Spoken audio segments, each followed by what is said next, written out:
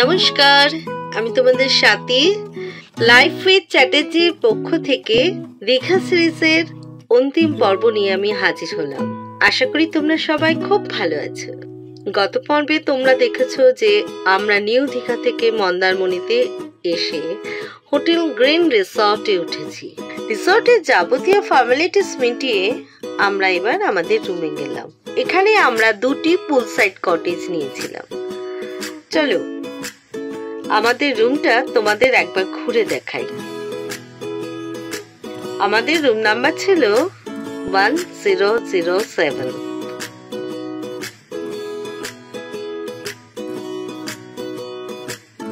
রুমে ঢুকেই দেখো সামনেই আছে বাথরুম, আর বাথরুমটা ছিল বেশ বড়।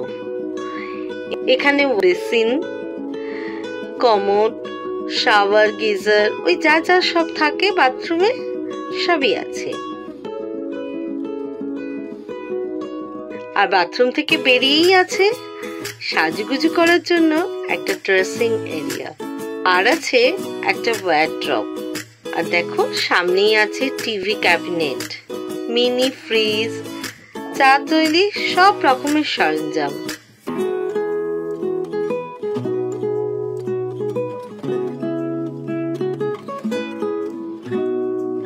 সোফা, সেন্টার টেবিল, কিং সাইজের একটা বেড, দুটো bed side table, intercom, AC, আর ওই যা যা থাকে সবই আছে।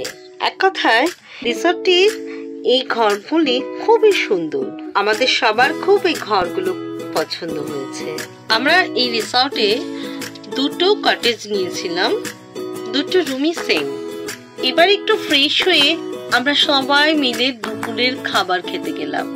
আমরা নিয়েছিলাম মুসুরির ডাল, আলু ভাজা, ডিম ভাজা, মাছের ঝাল, চিকেন কষা। রান্নাগুলো জানো তো অপূর্ব ছিল।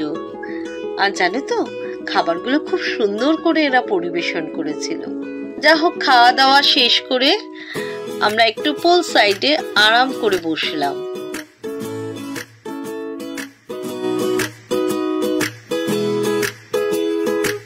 এবার একটু ফ্রেশ হয়ে আমরা বিচের ধারে ঘুরতে গেলাম। সূর্যদেব তখন অস্ত যাচ্ছে।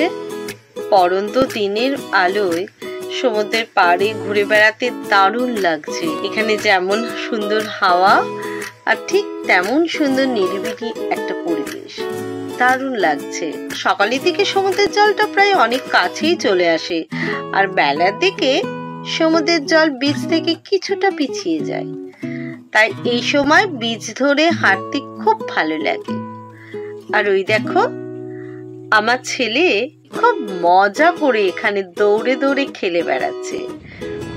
এই সময় সমুদ্রের পাড়ে দাঁড়িয়ে থাকলে সারাদিনের গরমের সব ক্লান্তি এক নিমিষে উধাও হয়ে যাবে।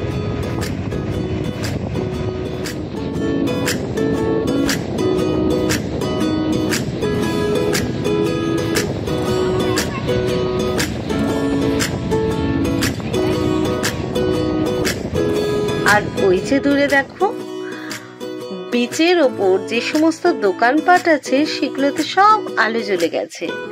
পরিবেশটা এখন দুর্দান্ত লাগছে। যাক, চলো এবার আমরা রিসর্টে ফিরে যাই। রিসর্টে ফিরে এসে আমরা একটু চিকেন মালাই কাবাব আর ড্রাই চিলি চিকেন দিয়ে ইভিনিং স্ন্যাক্সটা সেরে নিলাম। চিকেন মালাই কাবাব আর ড্রাই চিলি চিকেন দিয়ে ইভিনিং স্ন্যাক্সটা খেয়ে সুইমিং পুলে নেমে পড়লাম। জীবনে প্রথমবার আমি সুইমিং পুলে নামলাম।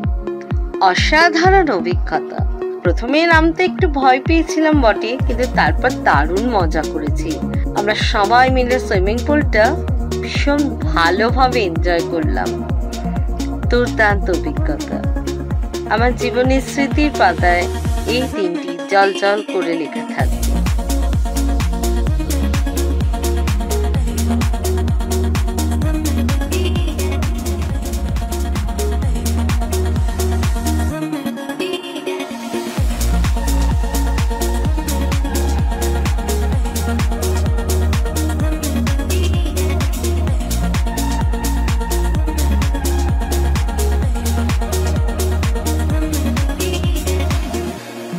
সুইমিং পুলে অনেক দাপাদাপি করার পর ফ্রেশ হয়ে আমরা গেলাম ডিনার করতে। এদিন ডিনারে আমরা নিয়েছিলাম জিরা রাইস, কড়াই চিকেন, আলু ভাজা, মিক্সড ফ্রাইড রাইস আর চিলি চিকেন।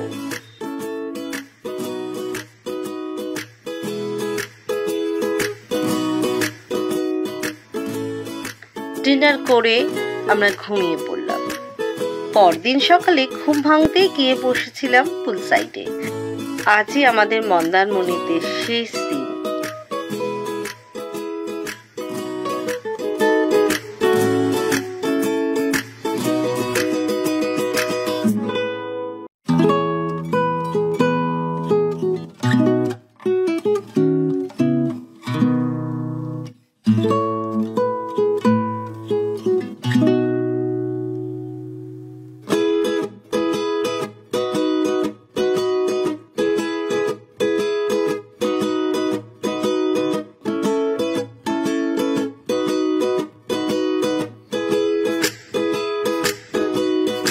আমরা ব্রেকফাস্ট করেই মন্দারমণিকে বিদায় জানিয়ে কলকাতায় ফেরার পথ ধরব। তাই আমরা একেবারে রেডি হয়েই ব্রেকফাস্ট টেবিলে চলে গেলাম। ব্রেকফাস্টে নিয়েছিলাম লুচি আর আলুর দম, সাথে অবশ্যই চা ছিল। ব্রেকফাস্ট সেরে গ্রিন রিসর্টকে বিদায় জানিয়ে আমরা কলকাতায় আসার পথ ধরলাম। মন্দারমণি গ্রিন রিসর্টটি আমাদের সবার খুব ভালো লেগেছে।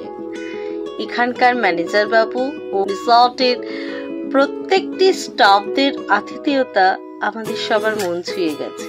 নিচে ডেসক্রিপশন বক্সে আমি রিসর্টটির বুকিং নাম্বার শেয়ার করে দেব, চাইলে তোমরা কন্ট্যাক্ট করতে পারো।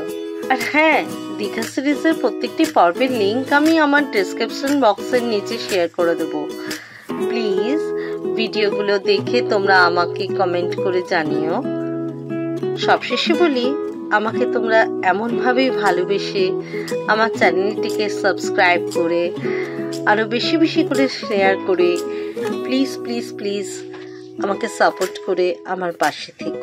এখানেই দীঘা পর্ব শেষ করলাম। আজ আসি, তোমরা সবাই খুব খুব ভালো থেকো, সুস্থ থেকো। বাই।